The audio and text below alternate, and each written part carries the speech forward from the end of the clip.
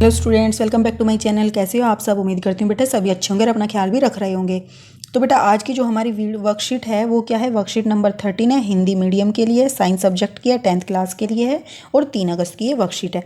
Topic क्या होगा बेटा? अम्ल, अक्सार और लवण, यही हमारा चैप्टर चला हुआ है। और साथ ही बेटा एक बात और बोलना चाहूँगी कि आप जो ये टॉपिक्स पढ़ रहे हो, इनको समझ रहे हो, अच्छे से समझो, लेकिन उसके बाद इसको बुक से भी पढ़ो तो आपका जो क्लैरिटी होगी वो और ज़्यादा होगी इसमें, और आपको कुछ नई नई चीज़ें सीखने को मिलेंगी। ठीक है, तो बेटा आज जो हम पढ़ेंगे लवणों के पीएच के बारे में पढ़ेंगे। हमने पहले क्या पढ़ा था? लवणों की प्रकृति के बारे में जाना था अपनी लास्ट वीडियो में। तो अगर किसी ने नहीं देखी बेटा, उन दोनों को भी देख लेना, क्योंकि सीक्वेंस में करोगे तभी किसी चीज़ का मजा है।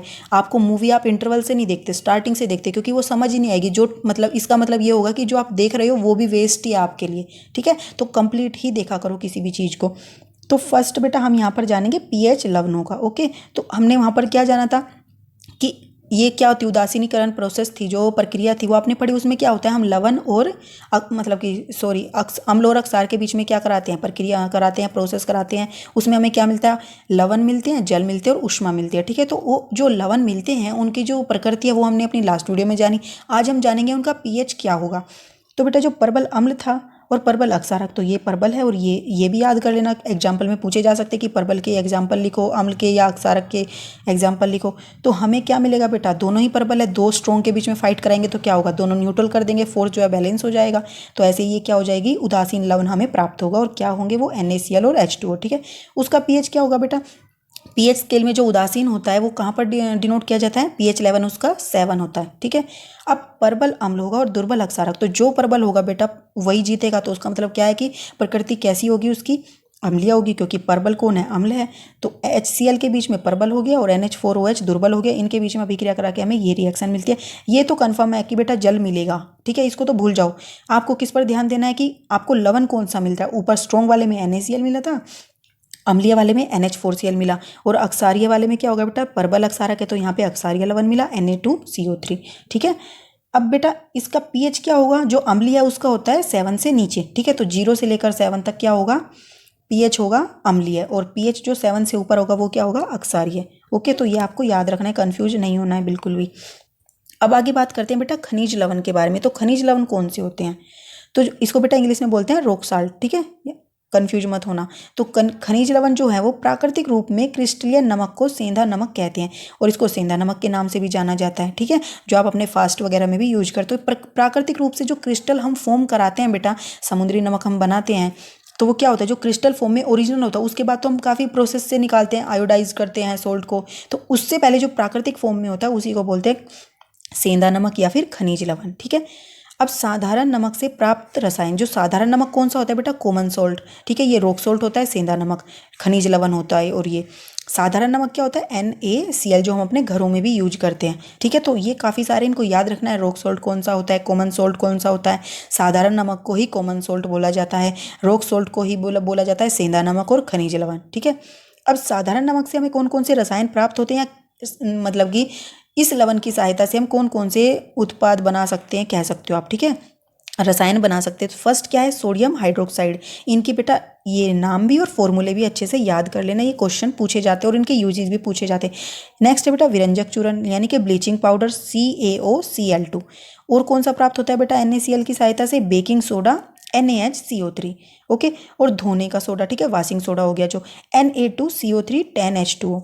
ये बीच में डॉट भी है। ठीक है, ये एक एक चीज़ों को डिटेल में रखना, क्योंकि एक एक उससे बेटा डिजिट से ही आपका पूरा फॉर्मूला चेंज हो जाता है और किसी और का नाम बन जाता है वो। अब नेक्स्ट है बेटा plaster of Paris. Plaster of Paris वो है बेटा जब फ्रैक्चर आ जाता है तो प्लास्टर हमारे हैंड्स पर या लेग पर चढ़ता है, तो वही होता है प्लास्टर ऑफ पेरिस। इसका फॉर्मूला क्या है बेटा? CaSO4 plus half H2O molecule. Okay, तो ये है हमारा प्लास्टर ऑफ पेरिस। तो ये सारे आपको नेम याद रख लेने हैं।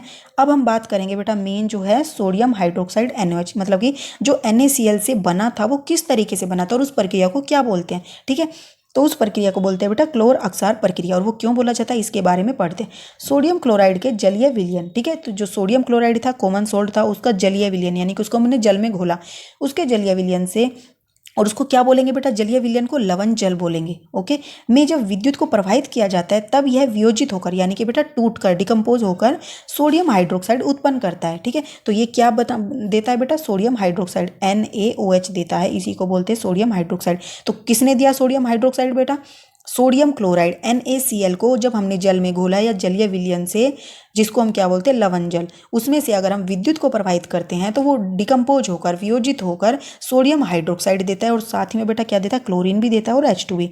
ठीक है, तो इसी कारण से इसको क्लोर अक्षार प्रक्रिया बोला जाता है, क्योंकि NaOH क्या है, सोडियम हाइड्रोक्साइड, और वो क्या है, एक अक्षार है, और क्लोरीन क्या है, क्लोर हो गया, इसलिए इसको हम क्या बोल रहे हैं, क्लोर अक्षार प्रक्रिया इसको बोल रहे हैं। ठीक है, ये क्वेश्चंस बन सकते हैं इंपॉर्टेंट यहाँ से। अब बेटा ये यहाँ पर आपको डायग्राम के थ्रू भी समझाया गया है कि किस तरीके से वो प्रोसेस होती है और क्या क्या बनता है, तो इसके बारे में जानते हैं हम। तो यहाँ पर हमारा क्या था, सोल्ट था। सोल्ट को हमने क्या किया बेटा, जैसे हम कराते हैं कोई भी सॉल्यूशन बनाते हैं, उसमें दो रोड हमने ऐसे रखी है, एक एनोड एक कैथोड, और उसमें से इलेक्ट्रिसिटी को पास कराया। तो यहाँ पर हमारे क्या था, NaCl का सॉल्यूशन था, वो डिकम्पोज होकर क्या बना, उन्हें Na+ और Cl नेगेटिव आयंस जो इसमें जल में आ गए जब हमने इसमें क्या किया, इलेक्ट्रिसिटी को पास कराया। और उसके बाद उसने क्या फॉर्म किया बेटा, इसके अंदर ही NaOH, ये हमारा फॉर्म किया, और साथ ही में क्लोरीन और H2 भी बने। ठीक है, क्लोरीन कहाँ पर डिपोजिट हो गई बेटा, तो क्लोरीन हो गई आपकी एनोड पर, और जो H2 थी बेटा वो हो गई कैथोड पर डिपॉजिट। ओके, और उसके बाद जो मिला हमें वो क्या था, NaOH हमें वो मिला। ठीक है, सॉल्यूशन में। तो इस तरीके से ये प्रोसेस होती है। अब इसके बेटा कुछ यूज़ दिए गए हैं कि वो कौन कौन से हैं, जो हमें प्रोडक्ट्स मिले हैं उनका क्या यूज है। तो जो बेटा H2 हमें मिला था उसका हम ईंधन के तौर पर, सबसे स्वच्छ ईंधन क्या होता है बेटा, हाइड्रोजन होता है, लेकिन फिर भी स्वच्छ होने के बाद भी हम इसको यूज नहीं करते, क्योंकि इसको हमें स्टोर करना बहुत ज़्यादा मुश्किल है, क्योंकि ये बहुत ज़्यादा ही अभिक्रियाशील होता है, एक्सप्लोसिव होता है। ठीक है, तो इसलिए हम इसको घरों में इस्तेमाल नहीं कर सकते, लेकिन स्वच्छ यही है। मार्गरीन में, ठीक है, मार्गरीन होता है बेटा कि आर्टिफिशियल कृत्रिम बटर या घी बनाने में, मक्खन बनाने में इसका प्रयोग होता है।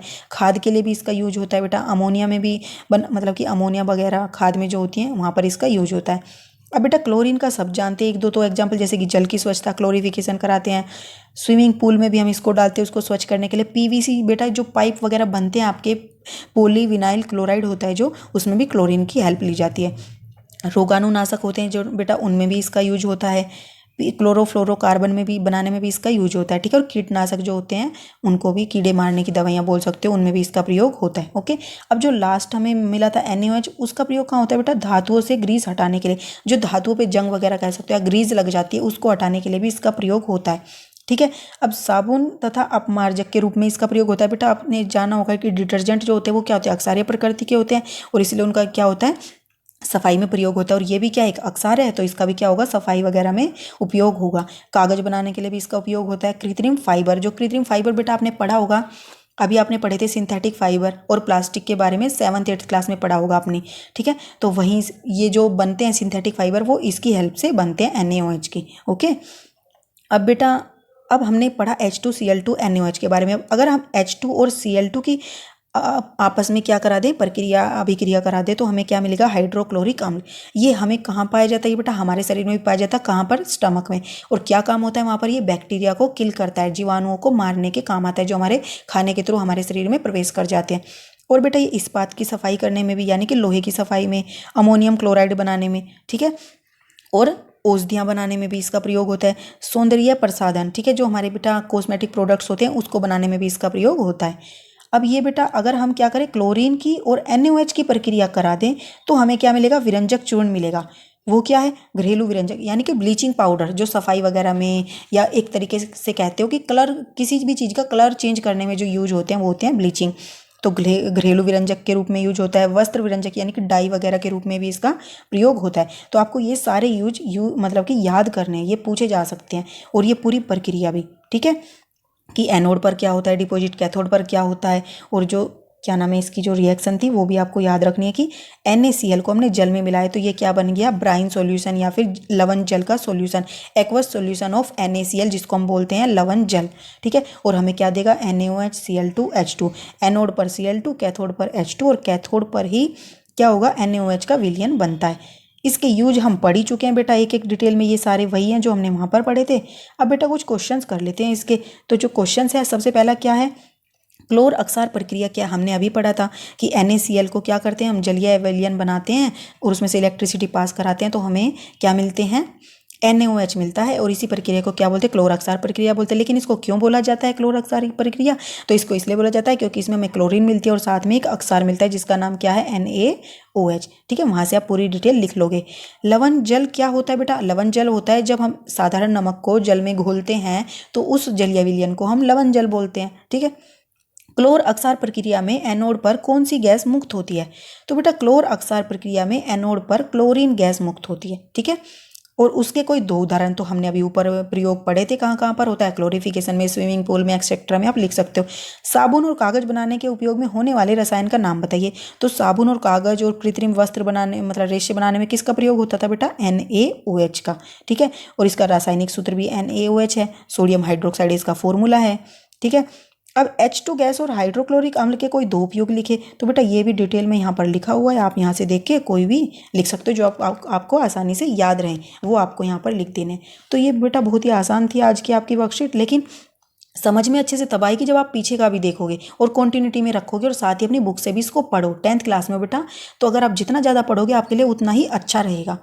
तो इस वीडियो में बेटा इतना ही, अपना नेक्स्ट टॉपिक हम अपनी नेक्स्ट वीडियो में करेंगे वर्कशीट नंबर 14 में। तो तब तक के लिए ऐसे ही हंसते रहिए, मुस्कुराते रहिए, पढ़ते रहिए, आगे बढ़ते रहिए। Thank you.